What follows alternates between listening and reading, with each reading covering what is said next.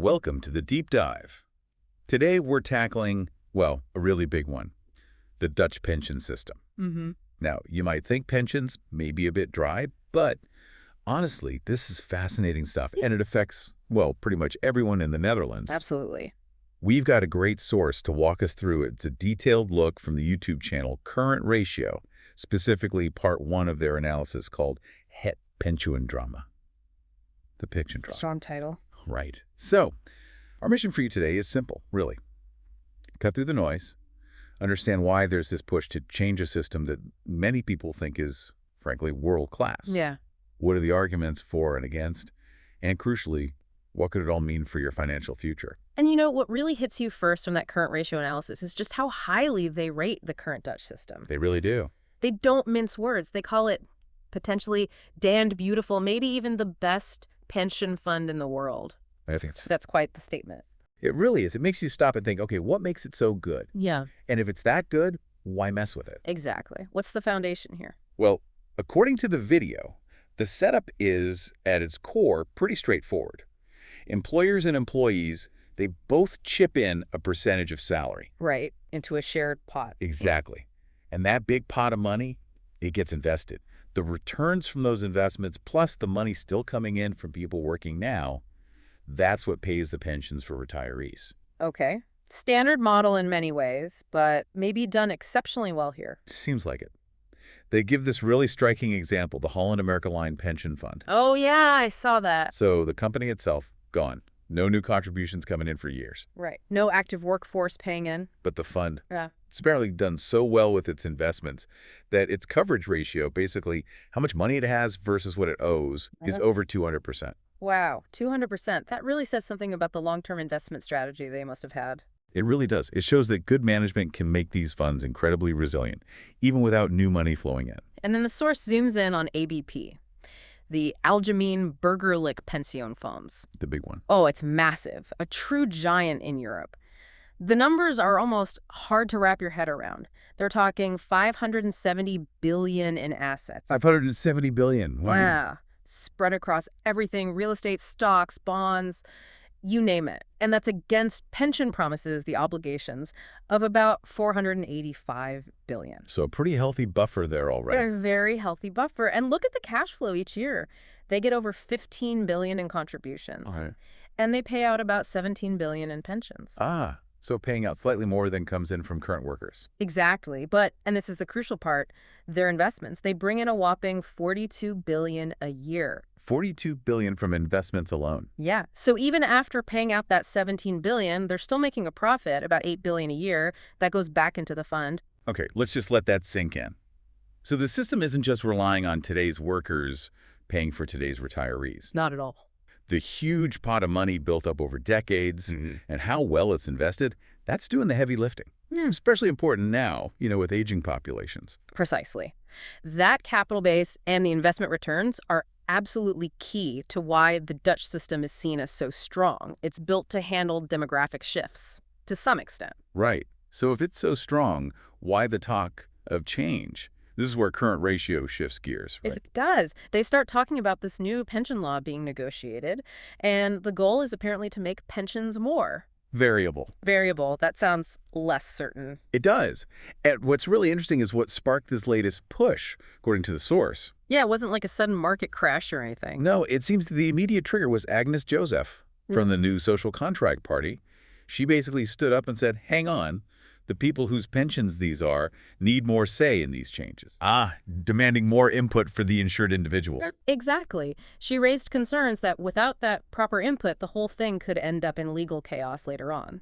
Okay, so procedural concerns, almost. But it clearly hit a nerve. Oh, definitely. The video describes a pretty heated debate in Parliament. People like Hans Velbrave, Cherry Artson, Marlene Hagen really pushed back hard against her ideas. So clearly, strong feelings on both sides. So what's the fundamental disagreement here? It sounds like it goes deeper than just procedural points. It absolutely does. And to get to the heart of it, the source explains the difference between two types of pension systems, defined benefit and defined contribution.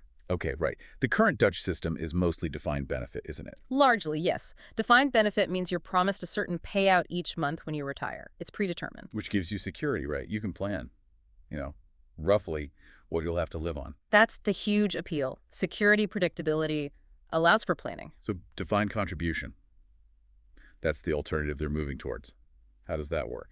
Well, with defined contribution, what's fixed is how much you and your employer pay in. Okay. But what you get out, that depends entirely on how well the investments perform over many years. Ah, so the risk shifts. Completely. The current ratio analysis really flags this. Moving to defined contribution means the individual bears much more of the investment risk. If the markets boom, great, maybe you get more. But if they tank, especially near retirement, Your pension could be much lower than you expected. That's a big change. it's a fundamental shift. So this move to variable pensions is essentially a move towards defined contribution, pushing the investment risk from the big collective funds onto the individual retiree. That's significant. But here's something the source pointed out that really caught my attention. The reason for doing this now, this urgency, it might not actually be because the Dutch system itself is failing. Right. This is a really crucial point in their analysis. They suggest the main driver, the thing setting the deadline, is actually the EU's Corona Recovery Fund. The pandemic recovery money. Yep. How does that link to pension reform? Well, the Netherlands put together its recovery and resilience plan to access those EU funds. We're talking about 4.7 billion for the Netherlands. Okay, 4.7 billion. But getting that money comes with strings attached, conditions.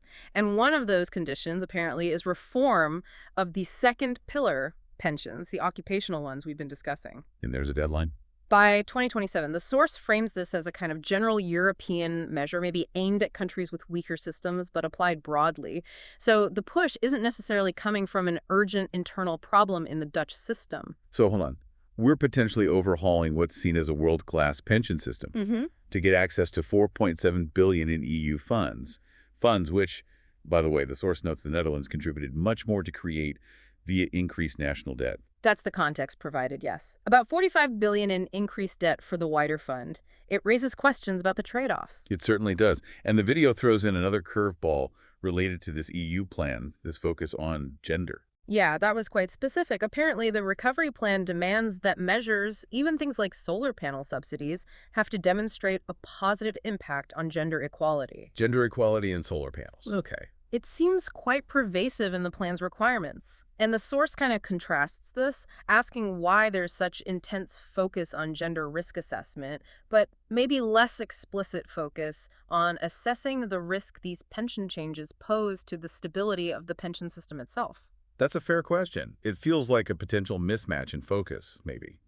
Or priorities being driven by external requirements rather than internal needs. It certainly raises that possibility. And this leads directly into the core arguments against these changes, which current ratio lays out pretty clearly. The main one seems fundamental, almost philosophical. It's about property rights, isn't it? Exactly. The argument is that people paid into a system for decades based on a promise, an agreement with their employer for a defined benefit. A specific kind of pension. Yes. And to change those rules now, especially making the outcome much less certain without their explicit agreement or significant input, feels to some like breaking that agreement, like changing the terms of a contract after the fact. That feels legally tricky, at least. Very. The video mentions this analogy used in Parliament, comparing it to a debate about owning a dog. A dog. How does that relate? Well, one side apparently argued that your pension pot isn't really yours in the same way you own property, implying the state or fund has more leeway to change things. Okay. While the other side strongly disagreed,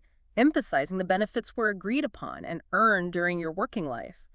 It just highlights the deep disagreement about what a pension entitlement actually is. It really does. It shows how fundamental the split is. Yeah. And the source links this back to Agnes Josef's initial warning. About legal chaos, yes. The risk is that if individuals feel they're promised defined benefits are being unfairly swapped for something riskier without their consent, they might sue. And if lots of people sue. You could have years of legal battles, uncertainty, potentially destabilizing the whole system.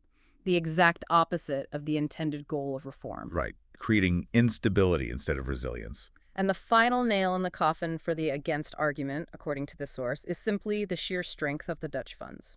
We talked about ABP's 570 billion. Yeah, that massive cushion. With assets like that, the argument goes, The Netherlands is already much better equipped to handle market downturns than countries with smaller, less developed pension funds.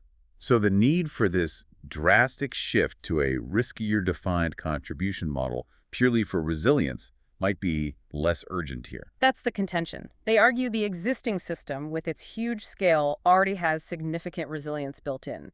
Maybe it needs tweaks, but perhaps not this fundamental overhaul driven by external factors. Okay, so let's try and wrap this first part up for you, the listener. We've looked at a Dutch pension system often praised as one of the world's best. Damn beautiful, even. Now facing really significant changes. And these changes, moving towards more variable or defined contribution pensions, seem to be pushed forward, partly because of conditions tied to EU pandemic recovery money. Which raises big questions about whether this overhaul is truly necessary given the system's current strength and what the real risks are in shifting from that defined benefit promise. So the provocative thought we want to leave you with is this. Given how strong the Dutch pension system appears, is this push for reform genuinely about making it even more resilient for the long haul? Or could there be other factors, other agendas at play, perhaps linked to those EU requirements that you need to be aware of as the ground shifts under your future retirement plans? What questions should you be asking right now? A really crucial question to think about. This has just been scratching the surface, part one of our deep dives based on current ratios analysis. Join us next time as we dig even deeper into this pension drama. Thanks for joining us on the Deep Dive.